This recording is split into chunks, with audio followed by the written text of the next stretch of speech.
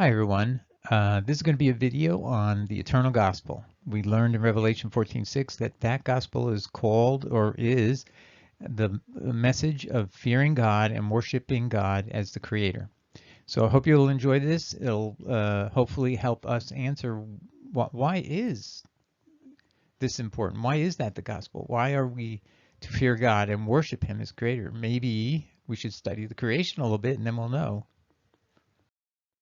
Well, God makes it very clear one thing. It's right off the bat, the first verse. In the beginning, God created the heavens and the earth. Genesis 1:1.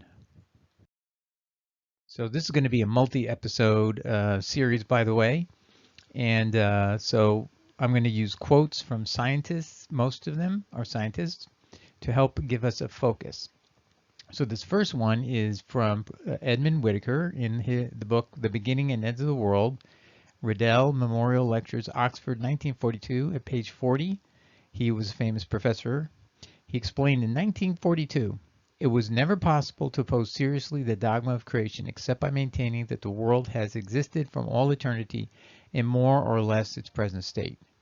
So if you could prove that the universe wasn't eternal, you had, by definition, a created universe.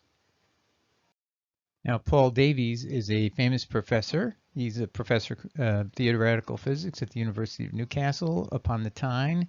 He's also an atheist, but he said, well, that's the last I knew. Maybe he's changed since then.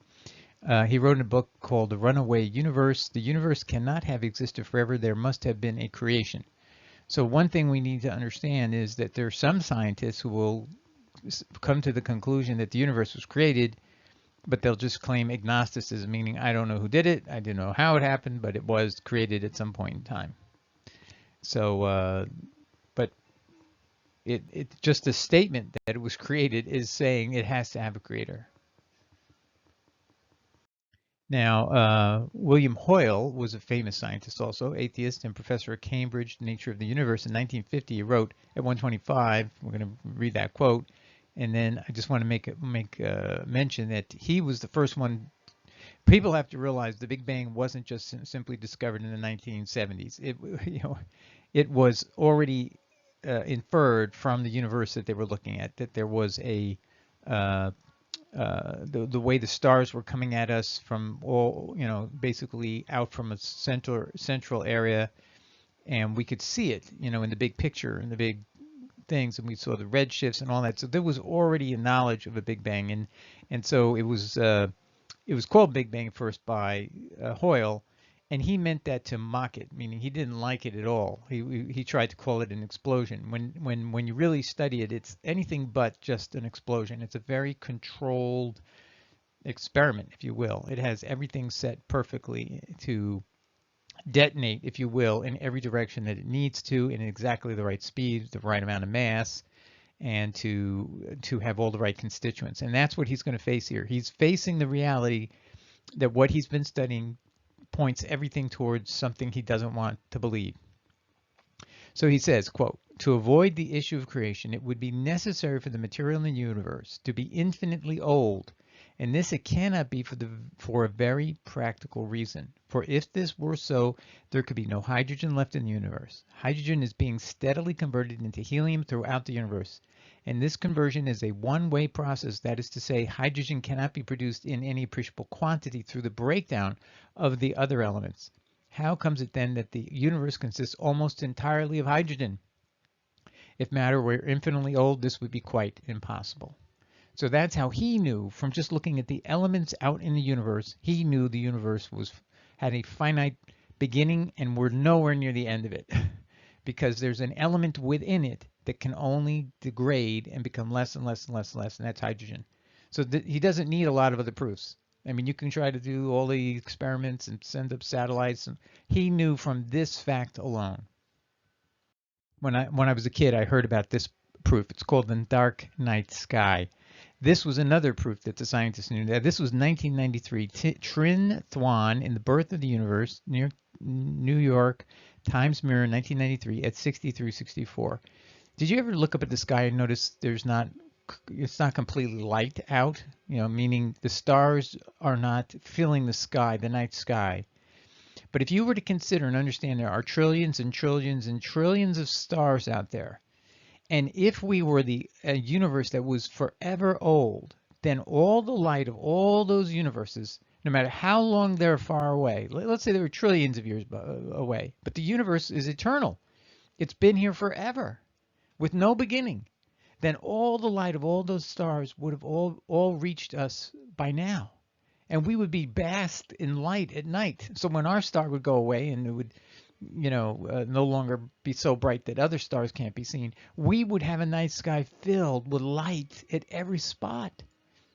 Did you realize that? So when I was a little kid, this was what impressed me. It's like I thought gravity was proof of God's existence, but then I was reading this and I go, dark night sky. Obvious. It's an obvious problem to believe the universe is eternal. It had to have a creation point. So listen to how he puts it. If one subscribed to the Newtonian view that the universe was static and infinite, the dark night sky defied logic. If the universe is infinite and filled with an infinite number of stars and galaxies, then we should expect to see a light source no matter where we look. The sky should be as bright at night as it is during the day, yet darkness at night is an unalterable fact of life. The mystery went unsolved until the advent of the Big Bang. The night sky is dark because there isn't enough incoming light from stars and galaxies to brighten it. The universe came into being at a finite time in the past. In the 15 billion years since its birth, only a certain quantity of light from stars and galaxies had had time to reach us. Problem solved. Facts proved we had a finite created beginning. And then in a book by Marginal and Varghese, entitled Cosmos, Bios, and Theos, LaSalle, Open Court, 1992 at 83, they point out that what science had now proven is literally, out of nothing came everything. And who wrote this? The man who found the background, what we call the cosmic background radiation. So Arno Penzias won the Nobel Prize for Physics for the initial discovery of the cosmic background radiation in 1992. That means he could figure out when the stars were born, and that background radiation would tell us exactly how old the universe was, and that's how we inferred what it was. And so what he said is this means that because we know the finite time that the stars began, but they weren't there before, and yet they hold all this energy, is they didn't exist before they first started. When they had the ability to create heat. Background radiation is something that's dissipating all the time, just like hydrogen. It's always dissipating, getting less and less and less and less and less. So he points this out, and this quote is fundamentally shocking. Astronomy leads us to a unique event, a universe which was created out of nothing. Oh, of course, people speculated, how can nothing produce everything? And so you have this whole debate, which basically is utter speculation, because you can't, when you have nothing to look at, you'll end up with speculation. So a lot of nonsense there. Okay, so the next two slides are going to support this statement here. When the universe was created, it had a mass, a size, that if it was slightly more or slightly less, would have collapsed back on itself long ago, meaning its weight, or coasted away without forming stars. So it could have been maybe too light, so it would float, basically go the opposite direction, just float away. And hence there would be no planets and hence no life. Someone had to pick this size of original mass. Some intelligence had to pick the size of this mass because making this selection is as delicate a task. So looking at it from our perspective, we can now see how delicate a task it was to just pick the size. The size had to be just perfectly right, because making the selection is as delicate a task, scientists explain, as setting a pyramid on its point.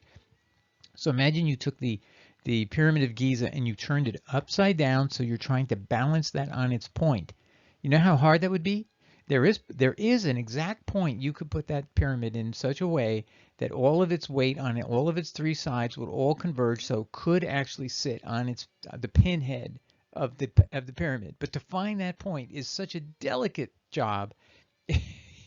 You might as well just give up before you start. But whoever created this universe, that's exactly what this being did balance the universe on its head. So setting a pyramid on its point in perfect balance, or shooting, these are quotes, by the way, you'll see, or shooting a dart across the cosmos and hitting a bullseye 1 millimeter in size on a distant quasar. Boom, you hit it from billions and trillions of miles away. There, boom, I hit it. I hit the bullseye right on there. That's the odds that you could ever get a universe the exact right size to start at. It has to start with a certain mass. So when it was created out of nothing, the first thing that had to be decided is the precise size mass. And let me say this, the reason this being chose this size was so that intelligent beings at the end of the day could have figured out exactly what he did when he created the universe. He made it exactly so you could know it was a signature. Not a signature on a cell, that's another thing he did. This is a signature on the size of the universe. It's saying and screaming, I made this when it was nothing. That's what it screams to us. There is a communication by the creator, just in the size the creator used. Okay, so here's the first quote that establishes that principle. This is from Gordon Fraser of the European Laboratory of Particle Physics in Geneva in his book, In Search of Infinity, 1995 at 102. He says, this, the collapse of the universe, has not happened despite the universe having existed some 15,000 million years, suggesting that we are very near the critical level. So the scientists determined what I mentioned to you is that perfect number that you could the pinhead of the pyramid on top of itself upside down, and it would balance on that pin, and they call it the critical level. And they quantify mass. They first had to determine what's the critical mass that the universe could sit the way it would have to be balanced the way it is, and they call it 1. And then when they did all their theoretical experiments, it always came back right at the initial mass of 1. So that's what he says. It's that all the data is suggesting that we are very near the critical level, i.e. exactly the right amount of initial mass known as 1. To maintain such a precarious position, neither exploding rapidly outwards nor collapsing inward for so long, like balancing a huge pyramid on its point, means the Big Bang conditions must have equaled the critical value to an accuracy of 50 decimal places. So it's 1.50 decimal places out. That's how accurate it is. So there's no variance away from what needs to be the right number. Anything less, and the universe would long since have expanded out of sight more, and it would have collapsed back on itself. So let me say something else. People always wonder, why would God create a universe and just sit there and watch it go for 15 billion years and then bring life, at a short time before the end of that 15 billion years? Because if you think about what this is saying is the only way to know about this factor, to know the signature of the universe when it first started, it had to have an intelligent creator, is the time lapse. That time lapse is how you can know what, we can determine from scientific principles that it either could have collapsed or it would just run off into space and never form life or planets. And we now realize, looking at all the things that scientists look at, is we know that it's exactly the right number that it would, by this time, if it were off even just a little bit from the best possible number to make sure life is possible, even at a little bit, it's exactly at that number that it neither went towards a runaway universe and neither collapsed on itself. So you see, time was used in that factor of time that we see was intended by the creator so that it would communicate something to the ones on the last thing on the puzzle, that we would see looking backwards and outwards what it took to create the universe exactly perfectly, the right size, the right critical mass. And it would communicate that message to us so clearly. These scientists who don't want to believe this, trust me, they're clawing all their way not to conclude these things, but they're honest. And that's why a lot of people don't understand it. Scientists will still be honest enough. If it goes against their faith against God, they're going to still say what's true. All right, and then the second slide that established that original principle is this one, and then with this we're going to wrap up. This is by Richard Gore, in the article The Once and Future Universe in National Geographic, June 1983, at 7:04, 7:41, quoting Turner from the University of Chicago, a physicist.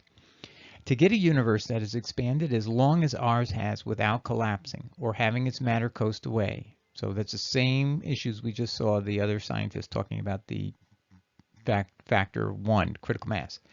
Turner of the University of Chicago, a physicist, calculated the odds of achieving that kind of precise expansion would be the same as throwing an imaginary microscopic dart across the universe to the most distant quasar and hitting a bullseye 1 millimeter in diameter. I can imagine that's the same odds of being able to balance a pyramid on its cone upside down. Yeah, so that's amazing, isn't it?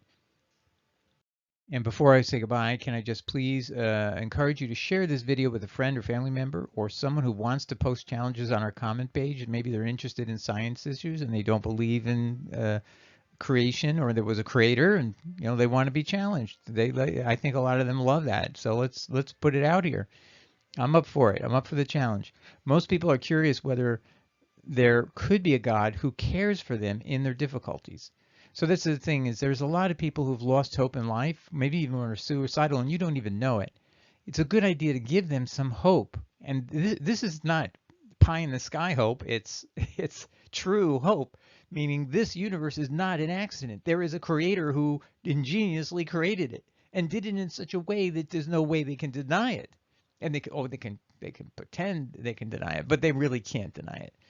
This video is a start of showing them such care and love is self-evident in the universe. So anybody who's feeling down or wants off this planet, wants to kill themselves, tell them, look, just watch this video. And I'm going to have a whole series hopefully that goes with this. So this is going to be part 1 of God is Creator or the Eternal Gospel. I haven't decided the title yet, but please share it with somebody. I think they'll love it. They might learn other things on the channel that they'll find very interesting, and maybe they'll find God, Jesus. See? So there's always that possibility.